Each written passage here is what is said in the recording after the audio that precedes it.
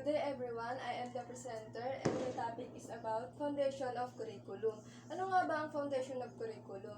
Ito ang pagbuo ng curriculum na nakadepende sa primarily ideas na nagmumula sa tatlong major fields. Ito ay ang philosophy, sociology with historical overtones, and psychology. At ang pag-unawa sa mga fields nito ay mahalaga sa pag-aaral ng curriculum dahil ang mga ito ay traditional na at hanggang ngayon ay tinuturing na pundasyon sa pag-aaral. Overview. Curriculum development is anchored on a very solid foundation. Although considered to be a new discipline, its significance in the light of global development has now been acknowledged. What philosophical, historical, psychological, and sociological influences inform the current school curriculum. Pagbuo daw po ng curriculum ay naka-anchor sa napakatibay na pundasyon, bagaman ito ay tinuturing na isang bagong disiplina. Ang kahalagahan naman nito sa global development or sa pag-unlad ay kinikilala na ngayon. Then there's have a question, what philosophical ganyan, historical, psychological, and sociological influences inform the current school curriculum? By making decisions, solving problems, setting goals, and also managing time, and thinking critically, communicating effectively, and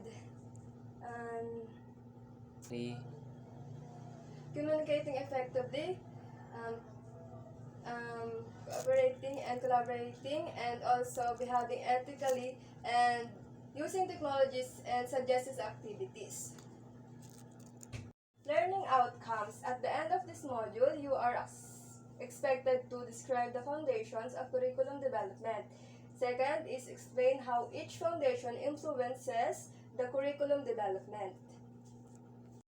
Psychological foundation of curriculum. Psychology provides a basis to understand the teaching and learning process. It unifies elements of the learning process. Ang psychology daw po ay nagbibigay ng batayan upang maunawaan ang proseso ng pagtuturo at pagkatuto at pinagsasama-sama nito ang elements of the learning process. How should curriculum be organized to enhance learning? First is define learning goals and objective. Second is consistent and coherent content. Third is improve assessment and feedback. Fourth is increasing engagement and motivation. 5 is personalized learning. And lastly, collaboration and consistency. Psychological foundation of curriculum. Kadugtong lang siya nito. Then, what is the optimal level of students' participation in learning the various contents of the curriculum? In this module, we shall consider 3 groups of learning theories. First is behaviorism or association theories. Second is cognitive information processing theories and humanities theories.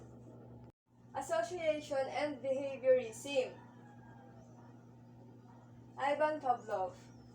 Si Ivan Pavlov daw po ang father ng classical conditioning na form ng unconscious learning. And ang SR theories or stimulus response theories ay isang ideya that learning and behavior can be explained and by interaction between stimuli and the responses they evoke. Example, ito yung aso, sinipulan siya, then nagbigay siya na yung amo ng pagkain. After nito, naglalaway na yung aso, and then kinain niya na yung pagkain.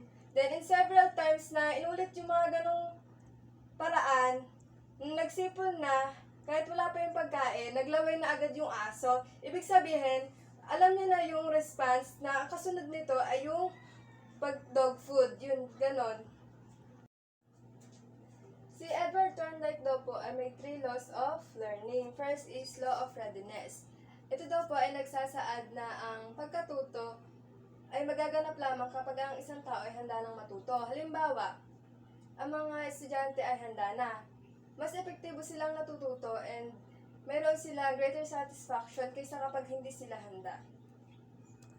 Law of exercise. The more a person practice something, the better he or she is able to retain that knowledge. Example, or halimbawa, ang mga volleyball player ay nagpa-practice regularly. They will become more skilled with each practice, and maaari nilang pantayan or malamangan yung kalaban nila. Ganon. Edward Thorndike, Law of Effect. Dito may example tayo na yung pusa ay nakakulong, then may pagkain sa labas. Then sa second picture is tinatry niyang buksan yung lock. And then nung natry niyang buksan yung lock, nakalabas siya, nakakain siya.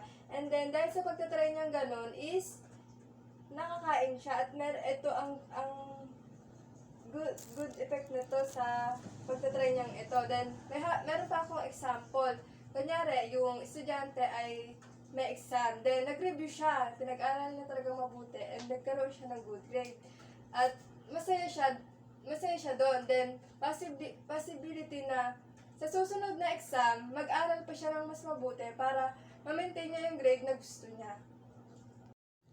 Si Robert Gagne, he proposed the hierarchical learning theory na nagpe-predicts ng mental practice and imagery na maaaring makatulong sa pag-aaral.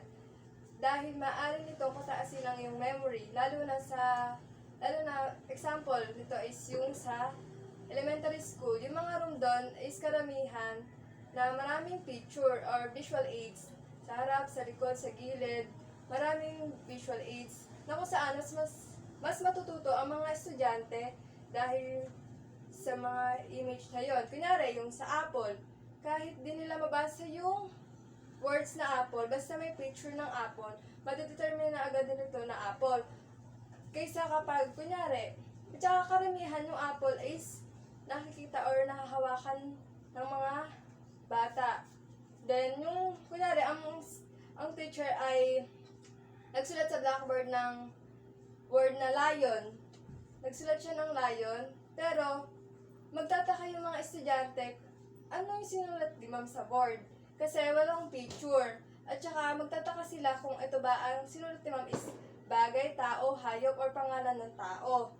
Then, kapag may picture, and then words na nakalagay doon, madidetermine nila na ito pala ay hayop, yung lion, ganon. Then, at pinakalala ni Robert Gagne yung formulation of objectives. Before we continue our lesson, we will have first a motivation. I prepared jumbled words here. When the jumbled letters are flashed, all you have to do is to arrange them so you can form a word. Raise your hand if you know the answer, and those who can answer them correctly will receive a prize. Is the instruction clear, class? Are you ready? Our topic for today is psychological again, about cognitive information processing. And after that, the social foundation of curriculum. Lev Vygotsky. Sinasabi dito na ang mga bata ay maaaring matuto ayon sa kanilang pakikipag-ugnayan sa lipunan, na kung saan ay actual na magsagawa ng kamalayan bago dumating sa yugto ng pag-unlad. Then, sinasabi dito na ang pedagogy daw po ay lumilikha ng proseso ng mahantong sa pag-unlad. Then, ang mga bata daw po is an active agent na kung saan siya daw po ay mayroong educational process. Jean Piaget, assimilation, incorporation of new experience.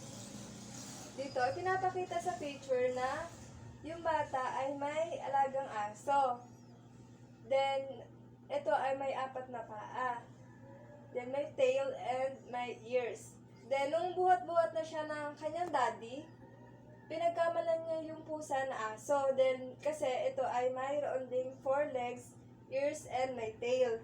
Then, dito sa third picture, in-explain nung daddy niya na magkaibang uri ng hayop ang pusa at ang aso. Then, sa accommodation, learning, modification, and adaptation. Dito, pinapakita sa unang picture na yung yung bata ay nakakita ng airplane at pinagkamalan niya itong ibon. Then, yung mother niya is in-explain na ang airplane ay ginagamit ng tao pang travel at ito ay non-living things. Kaya dito sa accommodation is nalaman niya na nagkaroon na siya ng kamalayan na magkaiba ang ibon sa eroplano. Then equilibration, balance between previous and later learning. Dito naman sa equilibration, pinapakita na mayroon na siyang kamalayan na ang aso is merong ears, 4 legs, and tails. And then, sa assimilation process, nung nakakita na siya ng aso, ay ng hayop, na-determine niya na ito ay aso dahil meron itong ears, 4 legs, and tails, also tumatahol. And then, dito, sa accommodation process, pinapakita yun is equilibrium. Yung pusa nagmeow. Di ibig sabihin, na-determine niya na ito ay pusa. Dahil kahit na ito ay meron ding 4 legs, ears, tail, furry, and legs. Then, ang equilibration is how children move their development forward to the accommodation of new learning, new knowledge, and experiences. Howard Gardner's multiple intelligence. Ang mga tao daw po ay may iba't ibang paraan ng pagproseso ng impormasyon. At ang paraan ay may independent of one another. Dahil ito ay may 8 intelligences. First is linguistic, logico-mathematical, musical, spatial, bodily kinesthetic, and interpersonal and naturalistic. Okay na yun? Daniel Goleman. Si Daniel Goleman ay may 4 branches na identifying emotion on a non-verbal level. Una is pagkilala sa mga emosyon sa antas na hindi pa salita. Pangalawa is paggamit ng emosyon upang gabayan ang pag-iisip na magbigay malay. Pangatlo is pag-unawa sa impormasyong inhatid ng emosyon at aksyon na nabuo ng emosyon. Pang-apat is pagkontrol sa sariling damdamin para sa pansariling kapakanan at kabutihang panlahat. Emil Durkheim. Ang mga bagay na nakapaligid daw po sa bawat individual ay maaaring magbago kung kaya dito mabubuo ang kanilang pag-uugali. At isinaalang-alang daw po dito ang 2 fundamentals. Ito ang schools and civil society. Next. Alvin Toffler. Si Alvin Toffler po ay naniniwala na dapat maghanda ang mga mag-aaral sa hinaharap. And then, iminumungkahi niya na sa hinaharap, ang mga magulang ay magkaroon ng mapagkukunan upang magturo. And then, nakikinita niya na ang mga mag-aaral at ang paaralan ay malikhain at sama-sama at malaya sa kanilang edad. Yun lang. Then, application. In application, you must search one outstanding personality in each cluster of curriculum foundation who contributed to curriculum development. Write their biographies. You may find other person not included on the list given in this lesson. In engagement, there's a question. What significant contribution can you recall about this person? First is si Lev Vygotsky. Second is Emil Durkheim. Third is Howard Gardner. And fourth is Daniel Goleman. And fifth is Ivan Pavlov. In your assessment, identify Which among the foundation of curriculum has influenced you as a college student? And second, how will the thinking of Howard Gardner influence your teaching practice in the future? And last, do you agree with Alvin Toffler and why?